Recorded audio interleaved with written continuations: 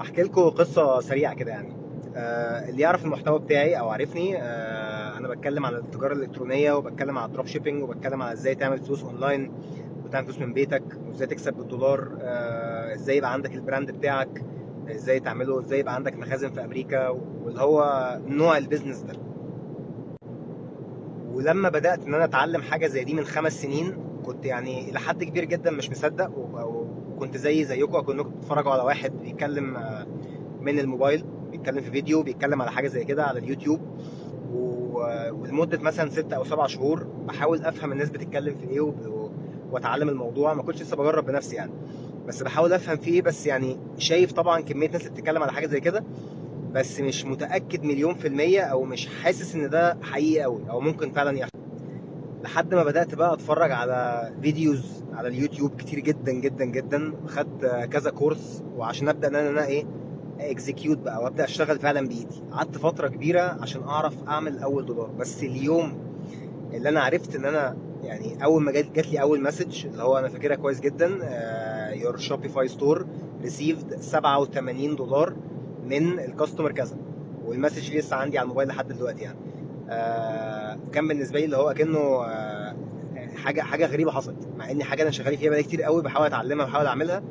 بس اول ما حصلت اتخضيت، واكتشفت فعلا دي حاجه ممكن فعلا تحصل يعني. وبعد 4 سنين ربنا كرمني فيها شويه الحمد لله. وبدات احاول اشوف ايه هي الطريقه اللي ممكن ادي الى حد ما معلومه زي دي للناس. طيب، من كتر ما انا كنت بتفرج على ناس كتير بتتكلم في حاجه زي كده، كنت دايما حاسس ان في حاجات ناقصه بتتقال. دي بتبقى وجهه نظري الشخصيه يعني، ان في ناس بتحاول انها يعني او مش عارفه تشرح بطريقه انا في دماغي حاسس ان هي دي الطريقه الصح اللي تتشرح بيها، مع كامل احترامي طبعا لكل الناس اللي موجوده يعني. وكان نفسي اطلع على السوشيال ميديا واتكلم في حاجه زي كده يعني. ما كانت حلم عندي او حاجه كان نفسي ان انا اعملها.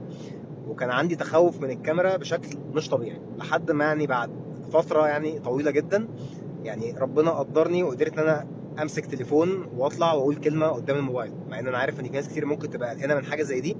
بس يعني قدرت اعملها.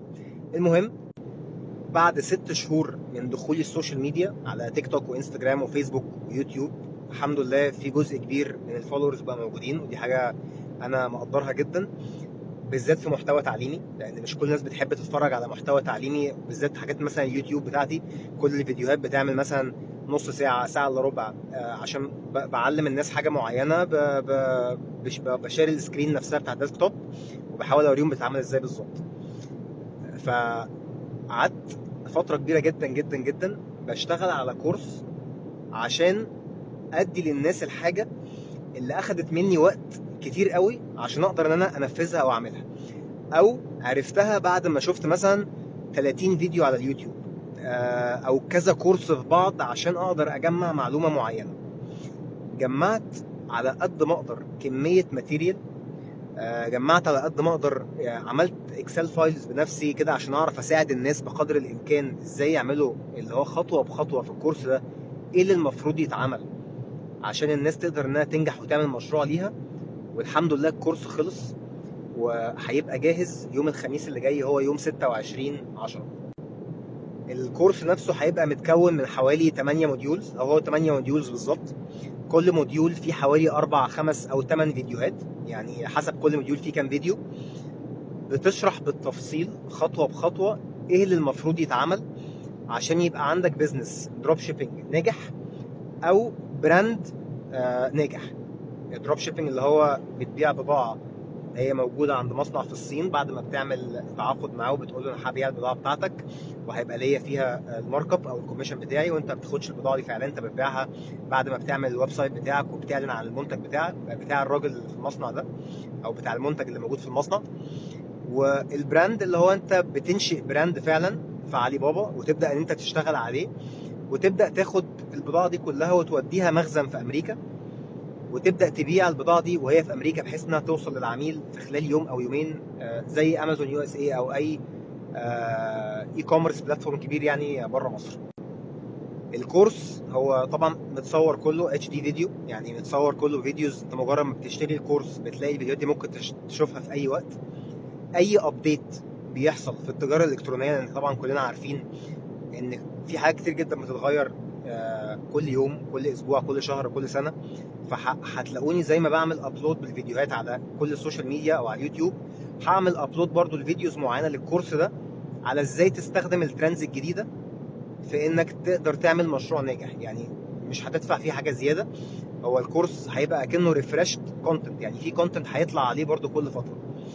الجزء التاني برضو اللي في الكورس ده، اللي هو في كل موديول في اللينكس اللي انت محتاجها للموديول ده، في الاكسل فايل اللي انت محتاج اللي هي انت محتاجها عشان تساعدك تلاقي بقى سبلاير، تلاقي منتج، نيجوشيشن بقى ازاي يتعامل مع سبلاير. كل حاجه انت محتاجها هي جوه الكورس بالتفصيل. فانا الحمد لله انا عارف ومتاكد مليون في الميه ان الكورس ده مختلف عن اي كورس تاني في الشرق الاوسط. والحاجه اللي انا عاملها برضو ان شاء الله يوم 26 اللي هو يوم الخميس الجاي، لما تيجوا تخشوا على الويب سايت او لو حد حب ان هو يشوف الكورس ده، هتلاقوا فيه فيديو جوه الويب سايت لازم تتفرجوا عليه قبل ما تفكروا تشتروا الكورس نفسه. بشرح فيه، ودي حاجه انا عارف انها ممكن تكون غريبه لناس كتير، بشرح فيه ايه هي الحاجات اللي المفروض تكون معاك قبل ما تشتري الكورس. لان انا مش عايز ابيعه لك وخلاص، هو الفكره ان انت لازم تكون فوق ال 16 سنه، لازم يبقى عندك باسبور، وفي كرايتيريا معينه لان هو يعتبر بيزنس زي اي بيزنس تاني. ففي متطلبات معينه للمشروع اللي انا بتكلم فيه او بشرحه، مش ان هو انا عايز ابيع الكورس وخلاص وان انت يعني تلبس بعديها يعني نهائي. انا بقول لك فعلا المتطلبات، والغريب فيها ان هو انا مش عايز ابيعه وخلاص. انا الفكره ان انا لازم تكون عارف ايه هي المتطلبات بتاعه مشروع ناجح زي ده عشان تبدا ان انت تشتغل فيه وانت مطمن.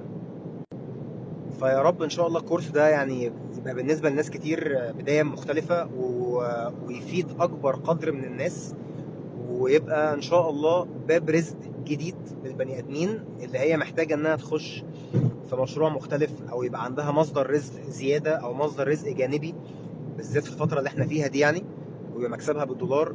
وان شاء الله ان شاء الله الكورس يعجبكم باذن الله يوم 26/10. هبعت لكم اللينك، هحط لكم اللينك بتاع الويب سايت. الويب سايت هيفتح ان شاء الله يوم الخميس اللي جاي. سلام عليكم.